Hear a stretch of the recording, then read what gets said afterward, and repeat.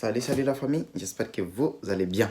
Moi je vais super bien, merci d'avoir demandé. Aujourd'hui je me perdais dans mes pensées et j'étais en train de penser à cette notion de temps.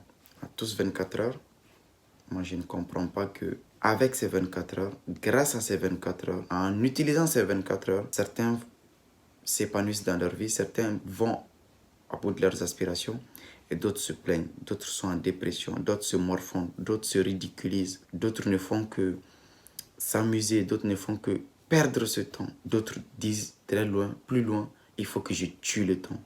Et surtout pour la plupart de nous les croyants, surtout pendant la période de jeûne de Ramadan, beaucoup disent il faut que je tue le temps. Tu as suffisamment de temps pour le tuer? Qu'est-ce que tu vas tuer toi? Tu ne vas rien tuer comme le disait mon mentor. C'est le temps qui va te tuer. Plus le temps passe, plus tu perds une partie de ta vie. C'est une partie de toi qui part quelque part. Donc comment est-ce que tu vas tuer le temps? Et là maintenant je me suis dit mais ok, on va essayer de faire une vidéo là-dessus. Donc je pense qu'il est temps que les gens apprennent à faire la différence entre être patient et perdre son temps. On va prendre 3 cas de figure. Par exemple sur les projets, je vois que beaucoup de gens parlent de projets alors qu'ils n'ont que des idées au fait.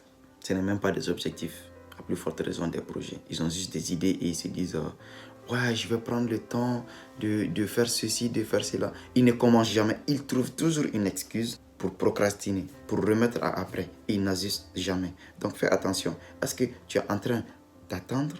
Est-ce que comment est-ce que je vais dire, tu patientes ou est-ce que tu perds ton temps? Premier cas de figure. Deuxième cas de figure, je vois qu'il y a des gens qui sont dans des relations où la relation de couple ne leur apporte plus rien. Ils ne trouvent rien ou ils ne construisent rien de concret dans leur couple de vie. En fait, quelque part, ils pensaient qu'ils pouvaient construire quelque chose ensemble, mais en fin de compte, ils se sont rendus compte que rien n'allait plus.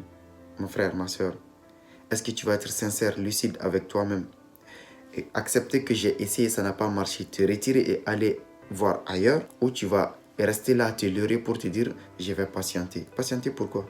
Patienter pourquoi? Alors là, une fois de plus, avec beaucoup de recul, beaucoup d'humilité, je ne suis pas en train de dire aux gens d'aller rompre leurs vœux de mariage. Ce n'est pas ce que je dis.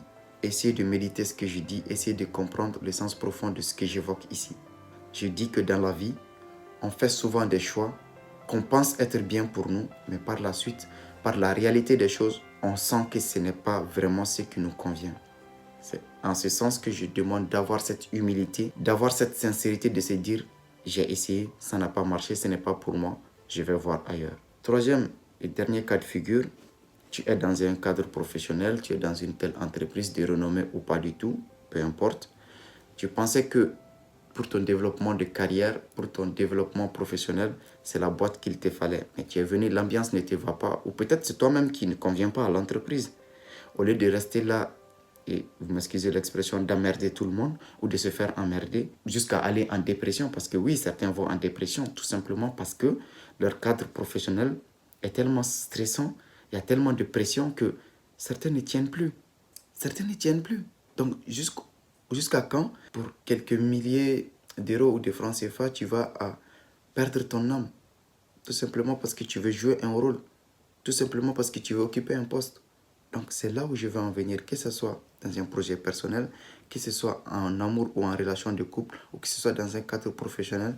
Il nous faut vraiment faire cette introspection, de voir la distinction entre patienter, prendre sur soi, se développer, grandir plus pour mener à bien nos aspirations de vie, ou se dire que là, j'ai fait tout ce qui était humainement possible, tout ce qui était possible comme sacrifice, je l'ai fait, mais les résultats ne viennent pas. Donc, avoir cette humilité de se dire, c'est pas une question de patience, ce cadre de vie ne me convient tout simplement pas, je laisse tomber, je passe à autre chose, ou je reformule mon objectif ou ma vision de vie et je revois les choses autrement.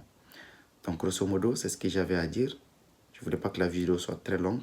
J'espère quand même que je vous ai apporté les éléments de réponse pour que vous compreniez mieux cette réflexion, à savoir patienter et perdre son temps. D'ici là, prenez bien soin de vous. Que la paix soit sur vous. Puisse Dieu tous vous bénir et purifier nos intentions. À la prochaine vidéo, je l'espère. Au revoir.